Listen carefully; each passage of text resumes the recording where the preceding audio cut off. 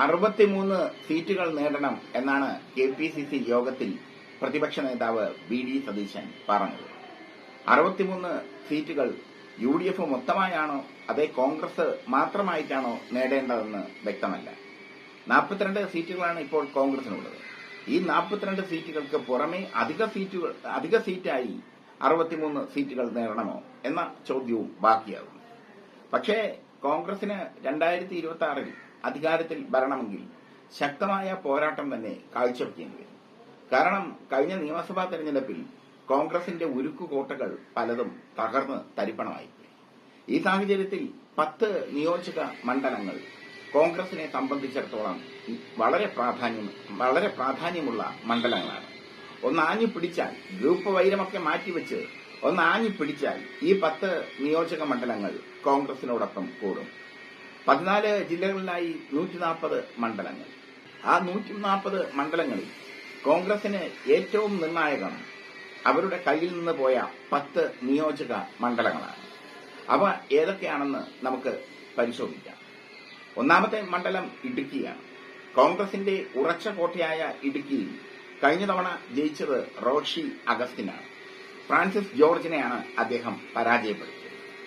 ഇത്തവണ PC തോമസോ PJ ജോസഫോ ഇടുക്കിയിൽ മത്സരിക്കാനെത്തിയാൽ Roshy Augustine കടുക്കും എന്നത് ഉറപ്പാണ്. കഴിഞ്ഞ തവണ ഫ്രാൻസിസ് ജോർജിനെ നിർത്തിയതിൽ പാളിച്ച പറ്റി കോൺഗ്രസിന്.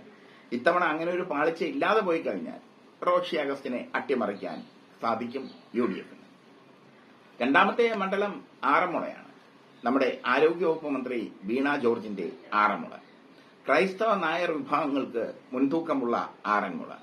അവിടെ ശക്തനായ ഒരു സ്ഥാനാർത്ഥിയാണ് വരുന്നതെങ്കിൽ അബിൻ വർക്കിയെ പോലെ അല്ലെങ്കിൽ രാഹുൽ മാങ്കൂട്ടത്തിലിനെ പോലെ ശക്തനായ ഒരു സ്ഥാനാർത്ഥി വന്നാൽ വീണ ജോർജ് വളരെ സമ്മർദ്ദത്തിലാകും. വീണ ജോർജ് മണ്ഡലത്തിൽ നിറഞ്ഞു നിൽക്കുകയാണ്, അതിൽ ഏതൊരു സംശയവുമില്ല. പക്ഷേ പൊതുവെ UDF സ്വഭാവമുള്ള മണ്ഡലമാണ് ആറന്മുള. ഈ മണ്ഡലം തിരിച്ചുപിടിക്കാൻ UDFന് കഴിയുമോ എന്നതൊക്കെ കാത്തിരുന്ന് കാണാം. പിന്നീടുള്ളത് കോതമംഗലമാണ്. കോതമംഗലത്തെ ഇപ്പോഴത്തെ MLA ആന്റണി ജോൺ ആണ്. ആന്റണി ജോൺ നല്ല പ്രകടനമാണ് അവിടെ കാഴ്ചവെക്കുന്നത്. പക്ഷേ ജോസഫ് വാഴക്കനെ പോലെയുള്ള ഗ്ലാമർ നേതാക്കൾ എത്തിക്കഴിഞ്ഞാൽ തീർച്ചയായും കോതമംഗലത്തെ മത്സരം ടൈറ്റാക്കാൻ കോൺഗ്രസിന് അല്ലെങ്കിൽ UDFന് സാധിക്കും. പിന്നീടുള്ളത് വട്ടിയൂർക്കാവാണ്. VK പ്രശാന്ത് എന്ന ചെറുപ്പക്കാരന്റെ വട്ടിയൂർക്കാവ്.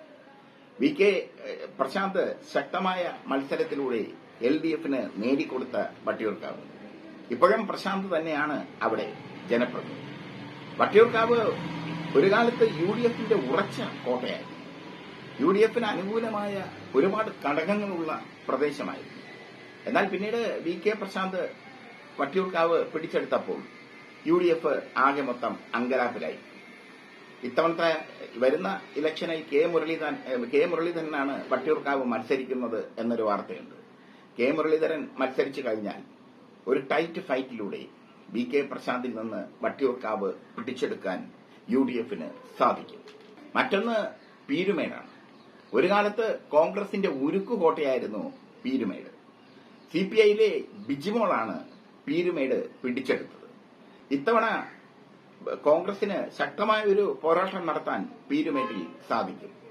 ഡീൻ കുര്യാക്കോസിനെ പോലെയുള്ള യുവതുർക്കികൾ എത്തിക്കഴിഞ്ഞാൽ പീരുമേട്ടിൽ കോൺഗ്രസിന് വിജയം നേടാൻ സാധിക്കും. പക്ഷേ ഇതെങ്ങനെയൊക്കെ നേടുമ്പോഴും അവിടെ ഗ്രൂപ്പ് വൈരം മറന്ന് ഒരുമിച്ച് നിൽക്കണം. ഇനിയുള്ളത് കളമശ്ശേരിയാണ്. കളമശ്ശേരിയിൽ മന്ത്രി P രാജീവാണ് അവിടെ കളമശ്ശേരിയെ പ്രതിനിധാനം ചെയ്യുന്നത്. ഇബ്രാഹിം കുഞ്ഞാണ് അവിടുത്തെ എല്ലാമെല്ലാം. കഴിഞ്ഞ തവണ ഇബ്രാഹിം കുഞ്ഞിനെ മത്സരത്തിൽ നിന്ന് മാറ്റി നിർത്തി അഴിമതി ആരോപണം വന്നപ്പോൾ. പകരം അദ്ദേഹത്തിന്റെ മകനെ ഇറക്കി, മകൻ തോറ്റ് തൊപ്പിയിട്ടു. ഇത്തവണ വരുന്ന നിയമസഭാ ഇലക്ഷനിൽ 2026-ൽ ഇബ്രാഹിം കുഞ്ഞോ മുഹമ്മദ് ഷിയാസോ ആണ് മത്സരിക്കുന്നതെങ്കിൽ പി രാജീവിനെതിരെ ശക്തമായൊരു മത്സരം കാഴ്ചവെക്കാൻ കഴിയും എന്ന് മാത്രമല്ല, വേണമെങ്കിൽ ആ മണ്ഡലം പിടിച്ചെടുക്കാനും സാധിക്കും. ഇനി നിലമ്പൂരാണ്. രാഷ്ട്രീയ കോളിളക്കങ്ങൾ ഏറെക്കണ്ട നിലമ്പൂർ. ആര്യാടൻ മുഹമ്മദ് എന്ന അതികായകന്റെ തട്ടകമായിരുന്ന നിലമ്പൂർ. ആ നിലമ്പൂർ അൻവറിലൂടെ LDF പിടിച്ചെടുത്തു. ഇപ്പോൾ അൻവർ തൃണമൂൽ കോൺഗ്രസായി UDF പാളയത്തിലാണ്. ഒത്തുപിടിച്ചാൽ കോൺഗ്രസിന് നിലമ്പൂർ ഒപ്പിക്കാൻ സാധിക്കും. അൻവർ എന്ന് പറഞ്ഞത് 30,000-ലധികം വോട്ടിന് UDF അവിടെ ജയിക്കുമെന്നാണ്. 30,000-ലധികം വോട്ടിനൊന്നും ജയിക്കില്ല. നേരിയ ഭൂരിപക്ഷത്തിൽ UDFന് വേണമെങ്കിൽ അവിടെ പിടിച്ചെടുക്കാം. അവിടെ LDF സ്ഥാനാർത്ഥി M സ്വരാജാണ് എന്നതും ശ്രദ്ധേയം. ഇനിയുള്ളത് പട്ടാമ്പിയാണ്. CPIയുടെ മുഹമ്മദ് മൊയ്തീൻ ജനപ്രതിനിധിയായ പട്ടാമ്പി. ആ പട്ടാമ്പിയും ഒരു കാലത്ത് കോൺഗ്രസിന്റെ ഉറച്ച കോട്ടയായിരുന്നു. പിന്നീട് അത് ഇടതുപക്ഷത്തേക്ക് ചാഞ്ഞു. ആഞ്ഞെന്ന് പിടിച്ചാൽ നല്ല സ്ഥാനാർത്ഥിയെ നിർത്തിയാൽ മുഹമ്മദ് മൊയ്തീനെ തോൽപ്പിക്കാൻ UDFന് കഴിയും. ഇനിയുള്ളത് തിരുവല്ലയാണ്. തിരുവല്ലയ്ക്ക് ഒരു പ്രത്യേകതയുണ്ട്. കോൺഗ്രസിന്റെ തട്ടകമാണ് തിരുവല്ല. പെന്തക്കോസ് വിശ്വാസികൾ ഒരുപാടുള്ള സ്ഥലം. മാത്യു ടി തോമസ് ആണ് ഇപ്പോൾ അവിടുത്തെ ജനപ്രതിനിധി. ആഞ്ഞു പിടിച്ചാൽ മാത്യു ടി തോമസിനെ തോൽപ്പിക്കാൻ UDFന് കഴിയും. പക്ഷെ അവിടെ നല്ല സ്ഥാനാർത്ഥി വേണം. ഈ 10 മണ്ഡലങ്ങൾ നിർണായകമാണ്. കഴിഞ്ഞ തവണ UDFന് നഷ്ടപ്പെട്ട മണ്ഡലങ്ങൾ.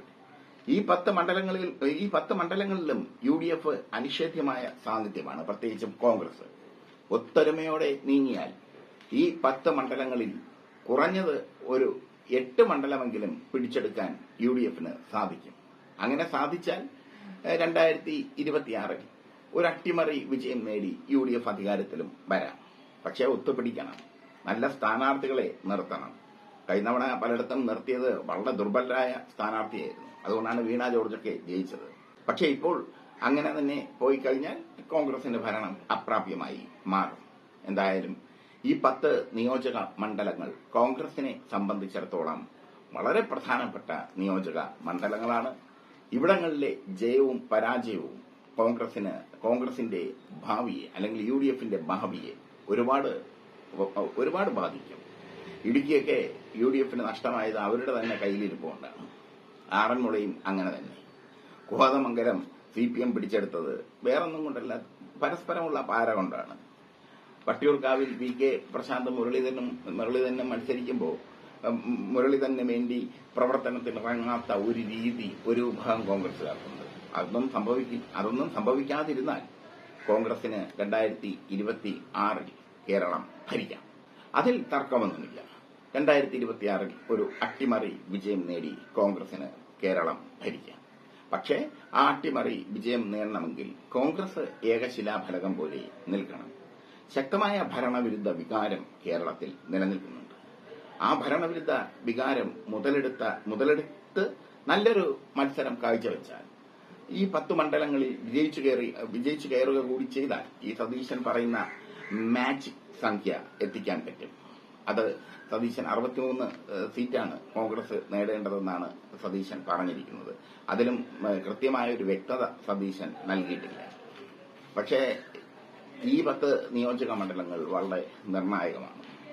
വടക്കൻ കേരളത്തിൽ കോൺഗ്രസിന് പ്രതീക്ഷിക്കുന്നത് പോലെ ഒരു മുന്നേറ്റം നടത്താൻ സാധിക്കില്ല. അതേസമയം മധ്യ കേരളത്തിൽ കോൺഗ്രസിന് നല്ലൊരു മുന്നേറ്റം നടത്താൻ സാധിച്ചാൽ, തെക്കൻ കേരളത്തിൽ നല്ലൊരു മുന്നേറ്റം നടത്താൻ സാധിച്ചാൽ ഒരു അട്ടിമറി സംഭവിക്കാം.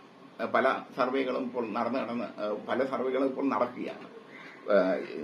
പൊളിറ്റിക്സ് കേരളയുടെ സർവേ അനുസരിച്ചാണെങ്കിൽ LDF അധികാരത്തിൽ വരും. അതാണ് ഞങ്ങൾ ആദ്യ സർവേ വിട്ടത്. ഇനി രണ്ടാമത്തെ സർവേ വേറെ ഞങ്ങൾ വിടുന്നുണ്ട്. ഇപ്പോ ഈ സംഭവം ഞങ്ങൾ വിടുന്നതിന് കാരണം ഈ 10 നിയോജക മണ്ഡലങ്ങൾ എക്കാലവും UDFന് അനുകൂലമായി നിന്ന മണ്ഡലങ്ങളായിരുന്നു. ആ മണ്ഡലങ്ങളാണ് ഈ CPM LDF പിടിച്ചെടുത്ത മണ്ഡലങ്ങൾ തിരിച്ചു പിടിക്കാൻ സാധിച്ചാൽ UDF അധികാരത്തിൽ വരും. അതൊരു അട്ടിമറി വിജയവുമായി